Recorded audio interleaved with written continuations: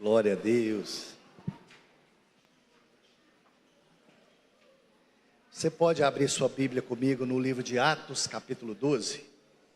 Atos, capítulo 12. Para nós meditarmos aí na palavra do Senhor. Lu, meu som está um pouquinho abafado aqui para mim aqui no palco. Eu não sei por que está abafado. Atos, capítulo 12.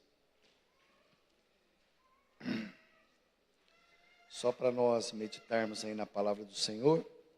Enquanto você abre a sua Bíblia, abra bem o seu coração para aquilo que Deus quer falar conosco.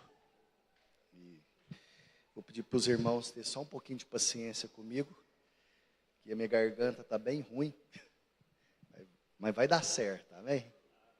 Vai dar certo. Todos aí abriram? E quando você abre a sua Bíblia, abra bem o seu coração. Aqui a partir do verso 1, para nós meditarmos, a palavra de Deus diz assim para mim e para você. Por aquele tempo mandou o rei Herodes prender alguns da igreja para os maltratar.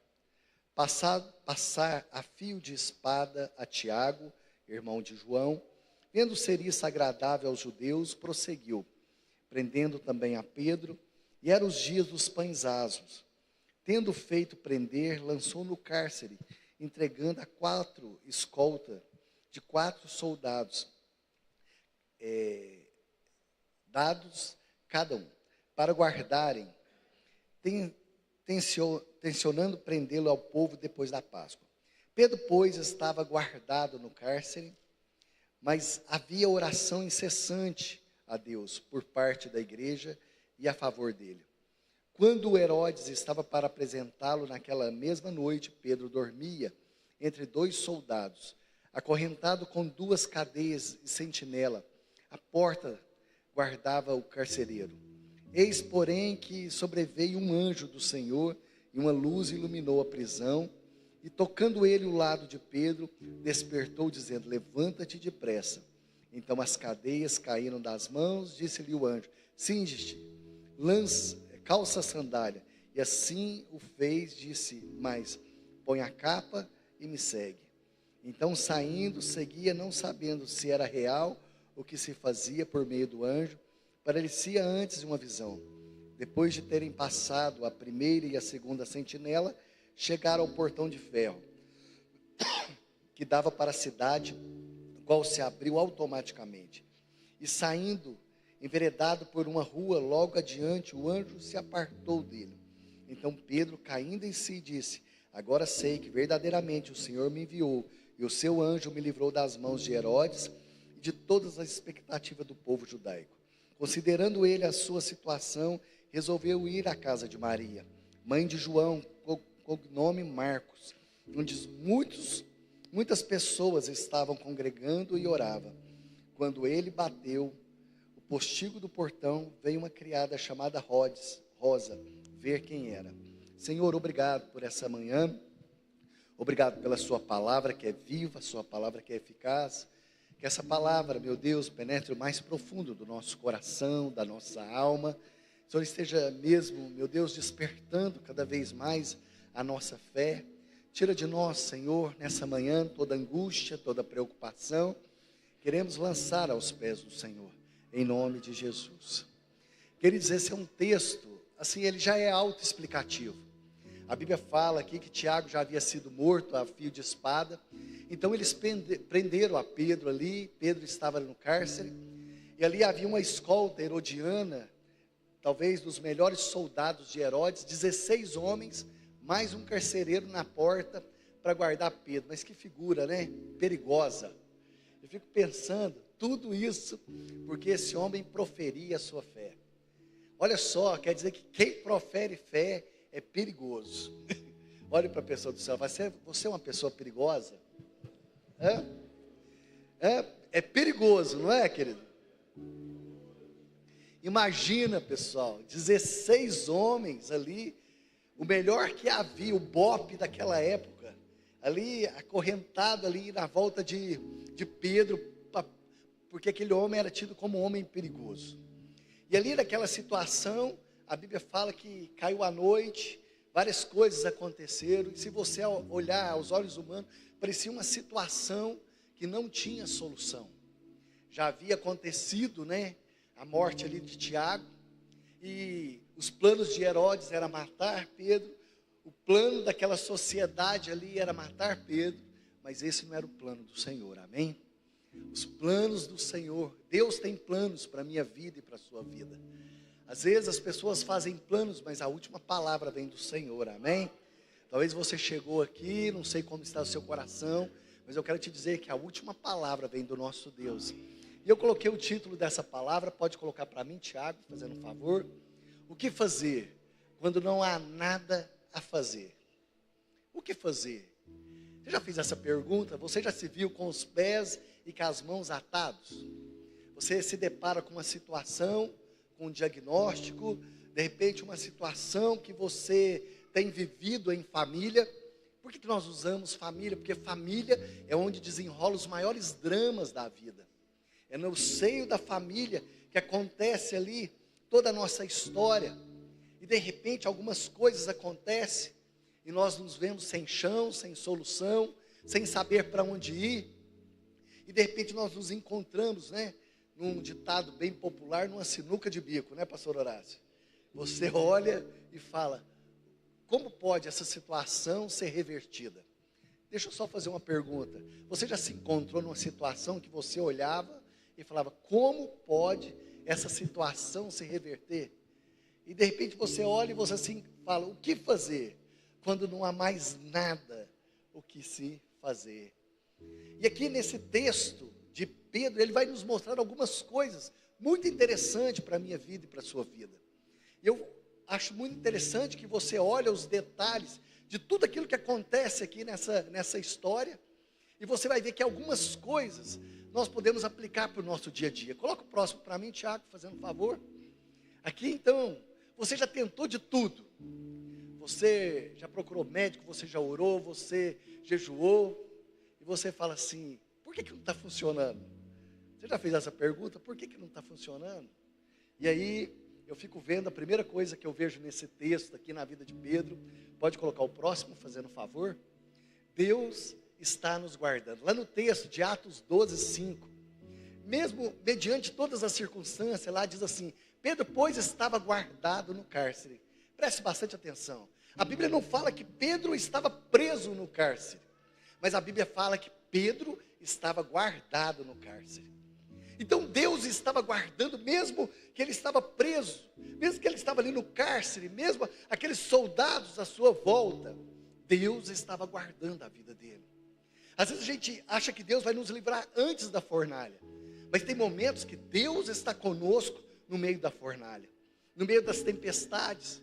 Deus está nos guardando, como diz o salmista no Salmo 23, ainda que eu passe pelo vale da sombra da morte, não temereis, porque o Senhor é comigo, teu cajado, tua vara, né, teu cajado me consola. Eu falo que o cajado é muito interessante, né, porque o cajado ele traz para perto, mas na hora que você vira ele ao contrário, ele vira uma vara também, né, pessoal? A tua vara e teu cajado me consola. O Senhor tem um cajado para nos consolar, para nos direcionar, mas aqui ele descansava, porque ele confiava, ele tinha uma promessa, amém? Ele tinha uma promessa, e quando ele descansava aqui em Deus, eu fico vendo, a Bíblia fala assim, no Salmo 91, aquele que habita no esconderijo do Altíssimo, a sombra do Onipotente descansará.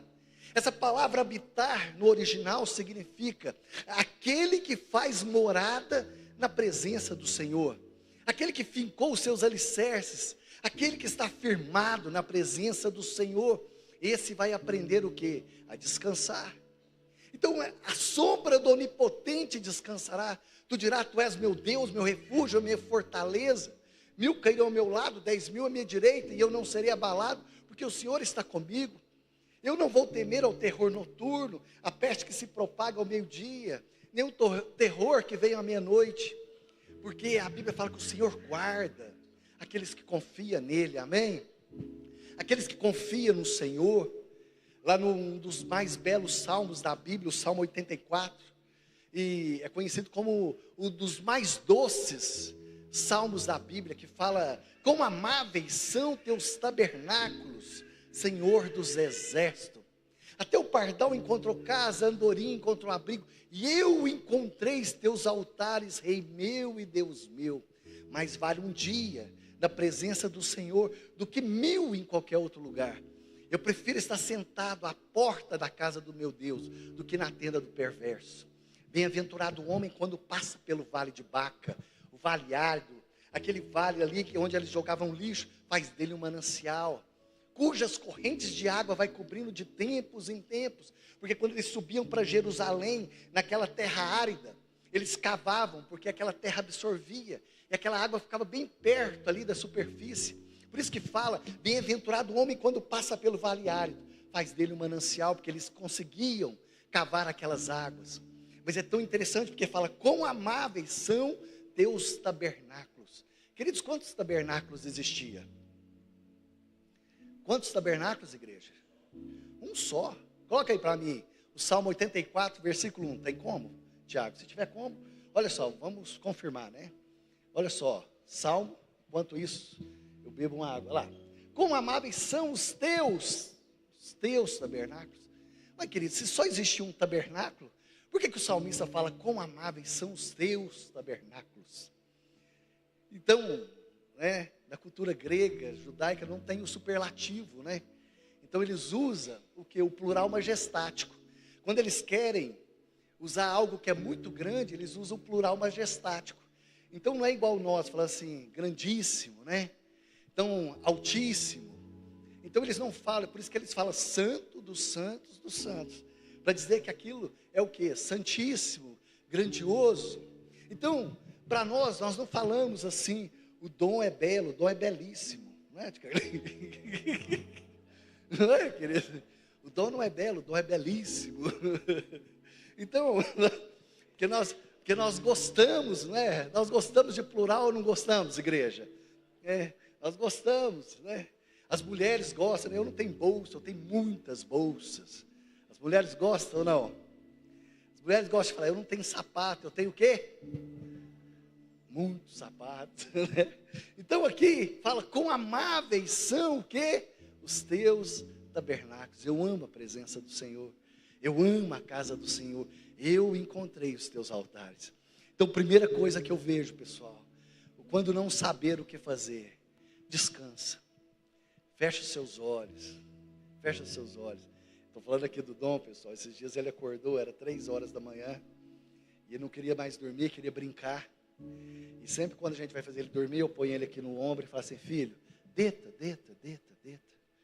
E aí ele deita. Aí esses dias ele não queria, eu falei: Bruna, pode ir dormir, que eu vou ficar com ele aqui na sala. Coloquei ele ao chiqueirinho, sentei no sofá, encostei, e ele brincando, ele olhou para mim e falou assim: deita. Descansa, para quê? Descansa aí que eu vou brincar, deita. Deita. Para quê, papai? Né? Deita. Deita. E tem hora que Deus, eu creio que Deus olha para mim e para você e fala assim: ó, Fabiano, deita. Deita, vai descansar. Vai descansar. Um dia, alguém que já brigou com Deus? Não, pessoal, nossa, está mais santo que eu. Eu já briguei com Deus. Obrigado, pastor Carlos. Eu achei que o único pecador nessa igreja era eu. Falei assim: não, brigar com Deus.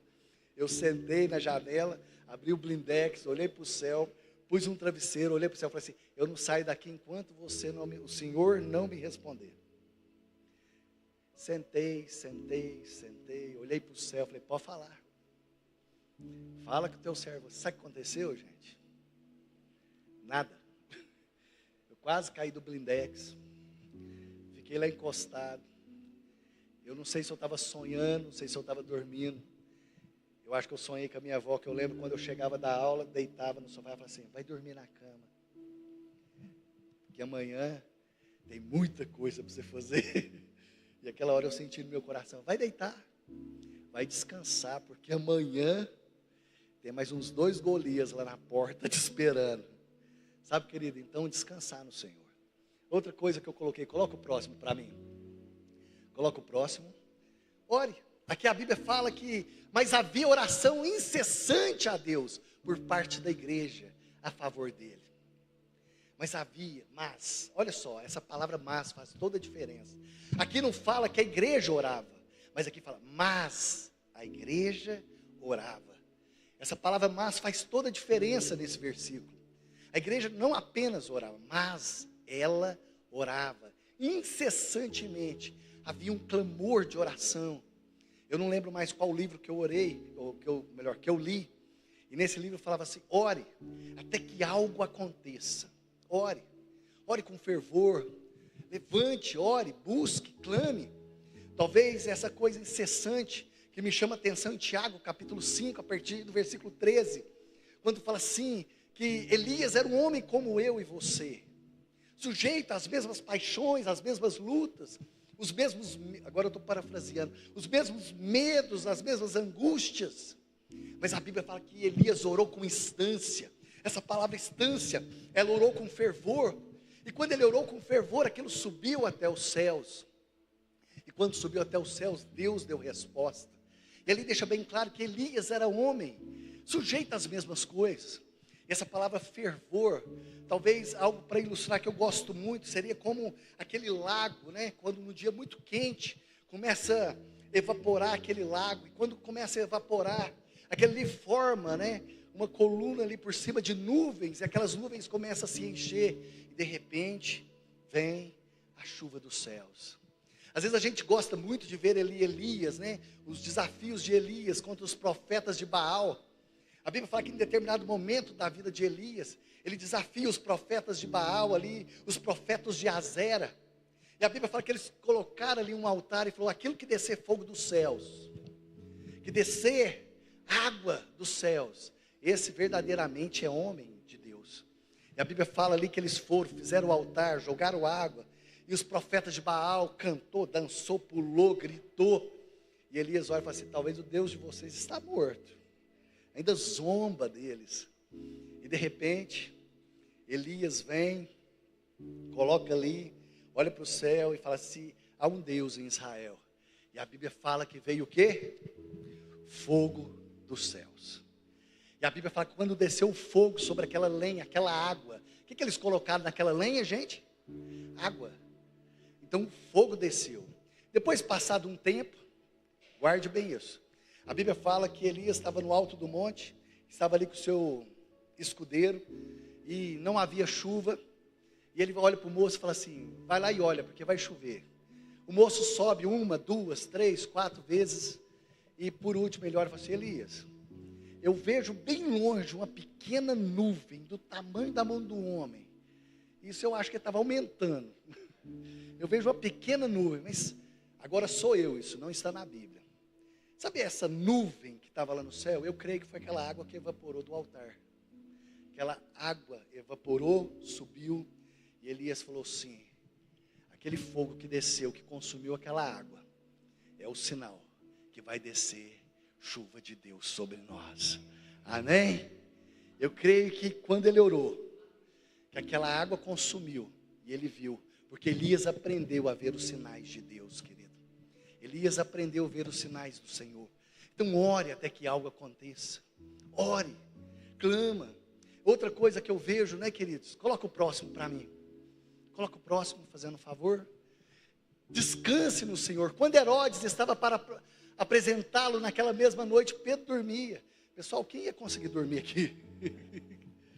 Vou ser sincero, você sabe que no outro dia você não tem escapatória aos olhos humanos, mas ele falou assim, não tem nada para fazer, eu vou dormir mesmo. Deita, vou deitar, vou descansar no Senhor, queridos. E outra coisa, esperar não é desistir. Guarde bem isso, esperar no Senhor não é desistir. Eu olho em Mateus capítulo 15, uma mulher cananeia ali, e a Bíblia fala que aquela mulher, ela vai buscar uma resposta. Ela chega até Jesus, era uma mulher cananeia, e ela chega até Jesus ali e fala assim, Senhor, filho de Davi. Ela não podia usar essa frase, porque era uma frase judia, e ela era uma mulher cananeia. E a Bíblia fala assim que Jesus não respondeu nada. E o silêncio de Deus, ele é pedagógico, amém, queridos? E ali naquele momento ele ficou em silêncio. Eu não sei se você consegue conviver com o silêncio. Mas o silêncio do Senhor ali, aquela mulher. E ali ela teve que lutar contra o silêncio. Ela teve que lutar contra os discípulos que vendo aquela mulher gritar ali. Aquela mulher que chega em pé, ela termina prostrada, adorando o Senhor. E naquela hora o Senhor olha e fala: eu não posso dar aqui o alimento, eu não posso dar aqui o pão dos filhos. Ela fala: mas até os cachorrinhos comem da mesa. Então me dá um pouquinho dessas migalhas. Eu falo: nunca vi tamanha fé que se cumpra na sua vida. Sabe, queridos, mas primeiro ela teve que conviver com o silêncio. Aquele silêncio de Jesus, porque a Bíblia fala assim: e Jesus não respondeu nada, mas ela não desistiu. Tem pessoas que desistem na primeira circunstância. E às vezes, pessoal, nós precisamos o quê? Aprender a descansar. E às vezes quando nós nos descansamos, igual eu estava citando Elias, em determinado momento Elias estava ali cansado, depois de uma grande vitória. Elias, em vez de subir para o monte, Elias entra dentro da caverna. E aí a Bíblia fala que veio o fogo, veio a tempestade, veio o terremoto, e Deus não estava nisso. E a Bíblia fala: então veio uma brisa suave, e Deus falou com Elias. Eu creio que Elias estava descansado. Talvez nós não escutamos a voz de Deus, porque nós estamos cansados. Às vezes a gente corre para um lado, corre para o outro. Deixa eu contar um negócio que aconteceu quinta-feira. Quinta-feira, eu fui buscar a Bruna com o Dom, e nós ali correndo, porque havia um evento que ia acontecer às 6 horas, já era 10 para 6, o clamor. Falei: Bruna, vamos arrumar o Dom depressa, que nós vamos no clamor pela cidade e tal. E aí, vocês sabem que arrumar menina é rápido, né, gente? Não é, pessoal? Os pais aí, é rapidinho, não é? Você sai de casa, assim, uma mala nas costas, outra do lado, e não é assim, pessoal? E a hora que você chega na porta, sobe aquele cheiro, você volta de novo, né? A hora que você volta de novo, dá aquela golfada, você corre de novo lá dentro de casa. É um malabares ou não é, pessoal? É um malabares, mas tudo, no final, tudo dá certo. E saímos correndo, tal, arrumamos, chegamos no evento, 10 para 7. Estamos na fila para entrar no evento. A Bruna olhou para mim e falou assim: amor, eu falei assim: o quê? Essas roupas dessas crentes estão meio esquisitas. Eu não tinha reparado, né? Eu olhei em volta, olhei para um lado. Ela falou assim: essas roupas não estão esquisitas, não? Está meio estranho. Eu falei: não sei, né? Porque hoje tem igreja para tudo, né? E aí, eu vendo na fila, quem trouxe alimento? Quem trouxe alimento? Tal. Eu falei: uai, tem que trazer alimento. Cheguei para o moço, falei: fica aqui na fila que eu vou lá. Falei: moço, precisa de alimento? Falei: eu tenho aqui para vender. Falei: deixa eu te perguntar, aqui é o evento aqui do Robortella, da igreja? Ele falou: não, aqui é Vitor e Léo.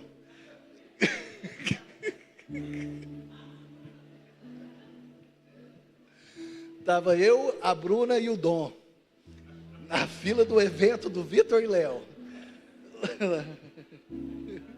Nós parados assim. Aí eu parei, ela olhou para mim e falou: você não fez isso não. Mas tudo porque estava o quê? Não estava descansando, não estava raciocinando onde que era o evento, né, Tia Carlinhos? Né? Quase que eu falei: não sei porquê. Mas nada é. Mas o que acontece, pessoal? Aí eu parei e falei assim: tudo porque o quê? Naquela correria não prestei atenção, pessoal.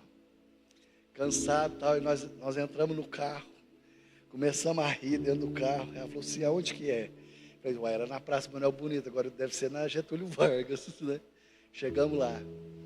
E aí, nós não parávamos de rir, olhando para a cara um do outro, pastor Carlinhos, né? Tal. Então, se alguém falar que o pastor estava lá na fila, era eu mesmo. Eu, a Bruna e o Donzinho. Se você me viu lá, era... Não, está amarrado. Pessoal, então vamos lá, vamos continuar. Coloca o próximo, fazendo um favor. Deus enviará o quê? Um anjo, amém? Deus sempre envia anjos. A Bíblia fala: eis porém que sobreveio um anjo do Senhor. Queridos, aqui é algo sobrenatural mesmo, foi um anjo de Deus.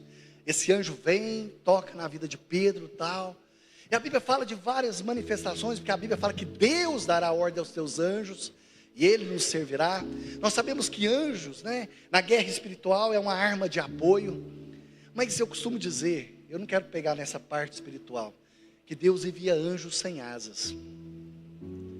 Deus envia anjos na nossa vida, que tem nome, e que tem nome de pessoas. Fico vendo que Deus, Ele envia pessoas que você menos espera, nos momentos mais difíceis da nossa vida. E naqueles momentos mais difíceis da nossa vida, Deus envia anjos para nos socorrer. Pessoas que nos estendem as mãos, pessoas que naquele momento vai nos ajudar. Talvez aquelas que você espera não faz nada, e aquelas que são anônimas aparecem diante de você. Talvez naquele momento de maior luta. Eu acho que quando eu fazia faculdade, tinha um filósofo, acho que é isso mesmo, e ele falava assim, ó: se você olhar para o abismo vai olhar para você. Eu acho que é Nietzsche, é isso aí, Jéssica? É Nietzsche que fala isso? Acho que é Nietzsche mesmo. Ele fala assim, olha, se você olhar para o abismo vai estar olhando para você. Então naquele momento que de repente você está olhando para o abismo, olhando para a dificuldade, Deus envia anjos ao nosso favor, amém? E eu falo que até mesmo anjos que não tem nome, deixa eu ver se eu anotei aqui. Eu lembro que Davi estava passando um momento difícil da vida dele. Coloca para mim 1 Samuel capítulo 22, verso 3. Deixa eu ver se é isso, eu não anotei. 1 Samuel 22, verso 3. Aqui vem falando, esse mesmo. Dali passou a Davi a Mispa de Moabe e disse ao rei: deixa estar meu pai e minha mãe convosco, até que eu saiba o que Deus há de fazer de mim. Presta atenção. Aqui Davi, ele não tinha uma direção ainda clara do que Deus ia fazer na vida dele. Mas aqui ele chega para o rei de Moabe e falou assim, ó, cuida do meu pai, cuida da minha mãe, porque eu ainda não sei o que Deus vai fazer da minha vida. Eu ainda não tenho uma direção clara. Então aqui ele deixa na mão de alguém, para alguém cuidar. E Deus coloca pessoas do nosso lado, amém? Deus coloca pessoas para nos ajudar, pessoa que nos abençoa. Eu acho que o Tiago não está aqui, o Tiago que é policial, mas eu lembro que há muitos anos atrás, agora eu não me lembro assim ao certo, eu lembro que eu encontrei o Tiago, ele fala que ele não estava, mas eu falo para ele que eu vi ele dessa forma. Ele fazia um curso, ele ainda não era policial, e ele estava ali perto da medicina, ele estava fardado com uma placa escrita Araguari. Ele fala que não estava assim. Ele fala que não estava fardado, Carlinhos, e nem estava com a placa. E aí ele briga comigo, né? Porque hoje é perigoso você dar carona, mas eu só parei porque ele estava fardado, e eu estava ouvindo uma música e tal, dei carona para ele, e aí eu vim falando de Jesus para ele no carro e tal. Quando chegou ali, ele falou assim, não, pode me deixar. Eu falei, não, vou te deixar você lá na porta da sua casa. E ele falou, eu já não aguentava mais aqueles louvor, eu já não aguentava mais ele falando de Jesus, eu já não aguentava mais ele pregar para mim. Espera aí que você vai entender por que eu estou falando isso. Aí, bom, nunca mais vi, ele não veio na igreja. Passou-se mais ou menos uns 5 anos. Um dia, numa marcha para Jesus, ele viu lá em cima do caminhão, e eu conversei com meu irmão. Ele conhecia meu irmão, falou assim, você tem o telefone daquele rapaz? Ele falou, tem, ele é meu irmão. Passou meu telefone, ele me ligou, eu preciso falar com você. Vou resumir a história, nós conversamos e ele veio para a igreja. Veio para a igreja e tal. Depois de uns 2 anos ele batizou, depois de 3 anos ele casou, tal. Hoje tem, acho que o menino é mais velho, deve ter uns 10 anos. Resumindo, foi para a célula, e um dia, antes de ir para a célula, eu fui numa casa, fazer casa de paz, pastor Carlos. Estou lá fazendo casa de paz, sentado, né, conversando. Meu telefone toca, era o Tiago. O Tiago falou assim, Eltinho, você está fazendo uma casa de paz? Não, Eltinho, você está numa casa assim, assim, assim? Eu falei, estou. O que você está fazendo aí? Eu falei, uai, estou fazendo uma casa de paz, tá? Eu falei assim, não, é porque nós estamos aqui na porta. E nós vamos prender todo mundo que está lá dentro.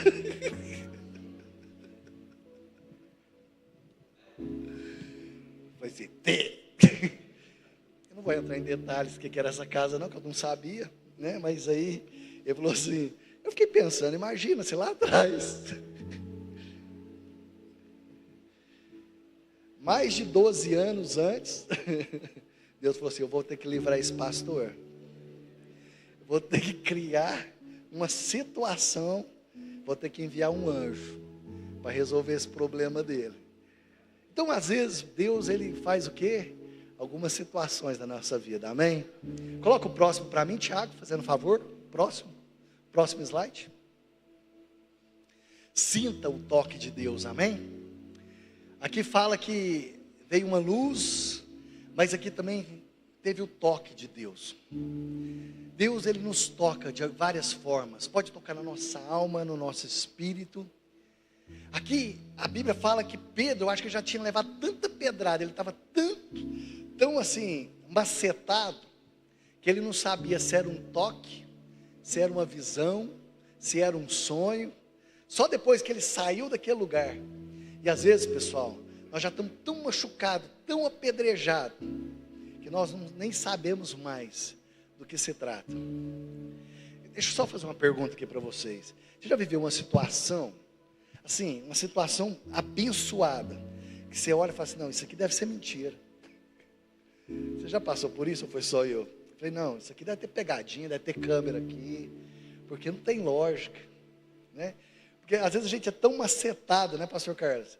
Que às vezes quando acontece uma coisa boa, que você olha e fala assim: isso aqui não deve ser verdade, não, né? Eu lembro uma vez que uma pessoa me abençoou com um cheque. A hora que eu olhei assim, falei: ah, não deve ter fundo, não. Não tem fundo. Eu nem vou lá, eu nem vou descontar, porque isso aqui não vai ter fundo, não. Ainda vou passar vergonha, né? E eu olhava aquilo e falava assim: não, isso aqui não deve ser verdade, não. Às vezes a gente está tão machucado, tão apedrejado, tão macetado, né? E às vezes Deus usa, né, para nos tocar, falar conosco. Coloca o próximo. Lá era a luz, né? Eu troquei, não foi? O outro é a luz? Volta para mim.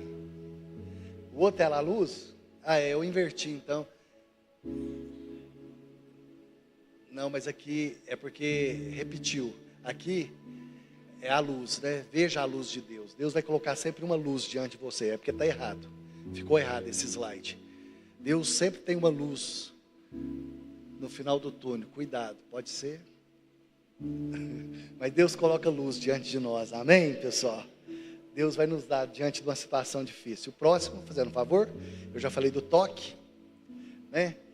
Agora vem o despertar de Deus. Deus diz: desperta e levanta. Queridos, ele despertou, ele viu, mas ele continuou deitado. Aquilo que o pastor Carlinhos falou aqui. O que adianta orar sem ação? Então, é de onde vem a palavra oração. Orar com ação. Oração. Às vezes nós oramos e nós despertamos, mas nós não levantamos. Você vai ver em toda a história, Jesus fala: toma o teu leito e anda. Ele olha para aquele paralítico no tanque de Betesda, fala: toma o teu leito e anda. Quando Ana era estéril, a Bíblia fala que ela levantou. E às vezes nós estamos esperando as pessoas nos levantarem. Sabe, nós precisamos ser uma pessoa proativa, tomar atitude. Lu, me ajuda aqui, nós já vamos terminar. Coloca o próximo para mim, fazendo um favor. Fala que despertou. Aqui houve libertação das cadeias, amém? Libertação. Deus é um Deus que liberta dos nossos medos, dos nossos traumas. Então as cadeias caíram das mãos.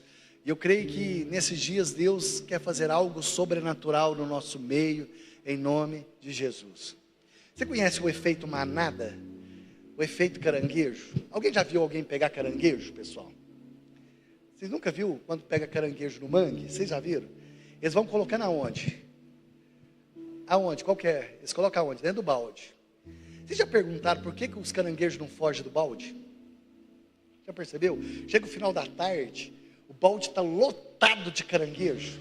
Eles vão pegando caranguejo e vai jogando lá dentro. Vai pegando caranguejo e vai jogando lá dentro. Vai pegando caranguejo. Chega o final da tarde, nenhum escapola. Porque os que estão lá dentro, a hora que um começa a subir, o outro puxa. Um começa a subir, o outro puxa. Você já viu quem está na miséria e não quer que o outro saia da miséria? Já viu que aquele que não prospera não quer que o outro prospera? Aquele que não recebe milagre não quer que o outro receba milagre? Sabe o que chama isso? O efeito caranguejo. Não quer que o outro, né, venha romper. Então nós temos que tomar cuidado com esse efeito caranguejo. Coloca o próximo, para mim. Prepare-se para viver o melhor, amém? Quantos querem viver o melhor do Senhor nesses dias? E diz, cinja-te, né? Coloca o seu cinto, calça as sandálias. E assim ele o fez, e colocou o que? A capa. Esse cingir também tem várias expressões, que é colocar o cinto. Aqui fala sobre você colocar a capa, isso fala de autoridade. As sandálias fala de um andar novo, de um tempo novo.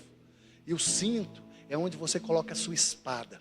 E quando a Bíblia fala do cinturão da verdade, sabe o que sustenta a espada do Espírito da nossa vida? É o cinto e o cinturão da verdade. Então o que vai manter a espada viva em nós é andarmos na verdade, queridos. É andarmos naquilo que Deus nos chamou para fazer. E eu quero te convidar a você a fechar seus olhos agora. Feche seus olhos. Eu não sei que situação que você tem vivido hoje. Eu não sei quais são as lutas que você tem enfrentado. Quais são as dificuldades que você tem passado. Sabe, mas começa a falar com o Senhor. Talvez pessoas fazem planos. Você tem feito planos. Mas a pergunta é, quais são os planos de Deus para nós? Quais são os planos do Senhor para a nossa casa? Sabe, queridos, Deus envia anjos, anjos sem asas. Sabe, Deus tem movido nesses dias. Mesmo que Ele permaneça em silêncio, Deus continua a trabalhar. Nunca se viu e jamais se ouviu um Deus que trabalha em favor daqueles que nele esperam. Nunca se viu na história, nunca se ouviu um Deus que trabalha naqueles que o busca, que clama. Porque a palavra de Deus diz que aquele que busca, encontra. Aquele que bate, a porta se abre.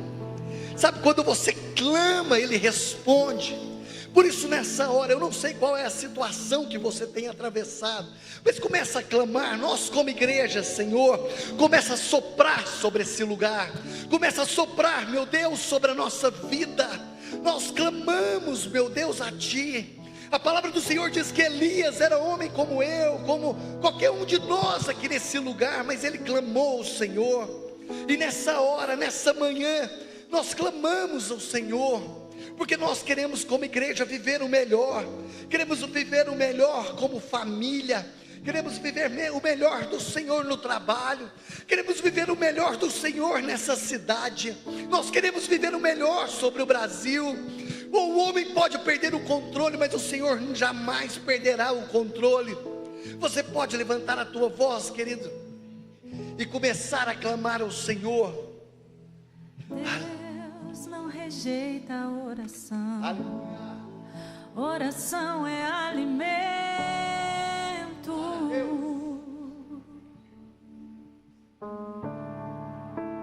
Nunca vi um justo sem resposta ou ficar no sofrimento.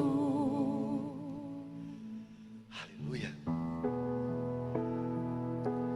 Basta somente esperar o que Deus irá fazer. Você pode se colocar de pé, querido? Quando Ele estende as suas mãos, é a hora de vencer. Então louve, simplesmente louve. Tá chorando, louve. Precisando, louve. Tá sofrendo, louve. Não importa, louve. Seu louvor invade o céu. Vamos dizer bem forte? Deus vai na frente, abrindo o caminho, quebrando as correntes, tirando os espinhos, ordena os anjos para contigo lutar. Ele abre as portas para ninguém mais fechar. Ele trabalha para quem nele confia, caminha contigo de noite ou de dia. Erga tuas mãos, tua bênção chegou. Começa a cantar com muito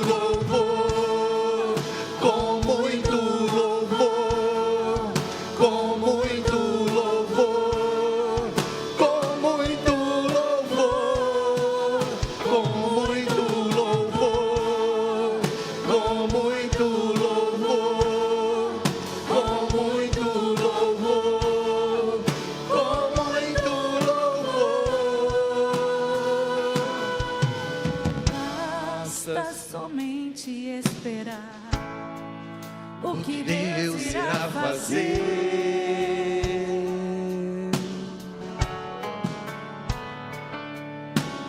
Quando Ele estende as suas mãos, é a hora de vencer. Então louve, simplesmente louve. Tá chorando, louve. Precisando, louve. Tá sofrendo, louve. Não importa, louve. Seu louvor invade o céu.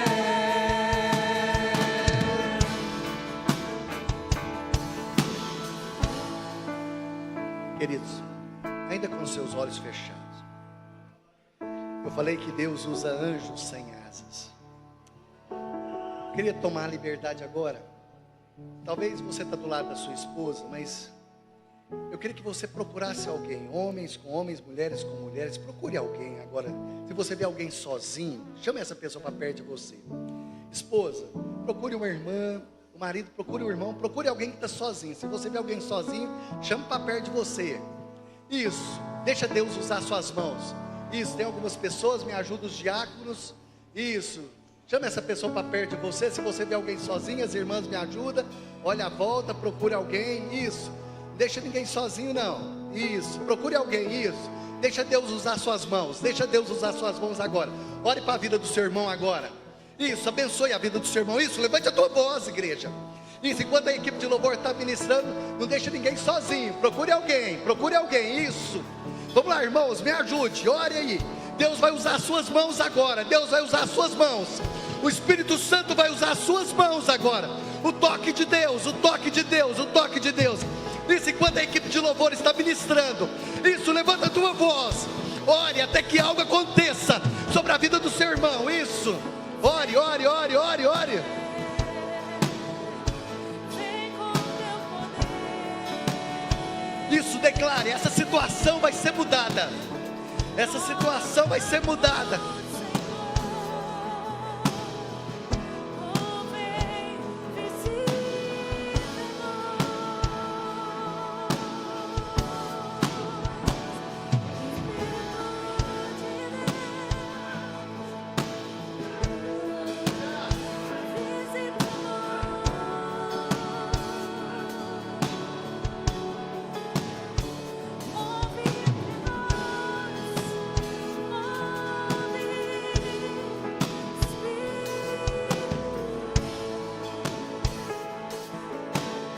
Aleluia.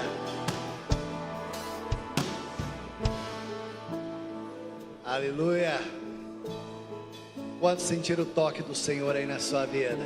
Você pode aplaudir bem forte o Senhor, querido. Você pode aplaudir mais forte o Senhor. Aleluia. Aleluia. Queridos, o Senhor te abençoe. Olhe para a pessoa aí do seu lado e fala, cuidado com os caranguejos. Cuidado com os caranguejos. O Senhor te abençoe. Deus vai na frente, abrindo o caminho, quebrando as correntes, tirando os espinhos, ordena os anjos pra contigo lutar. Ele abre as portas pra ninguém mais fechar.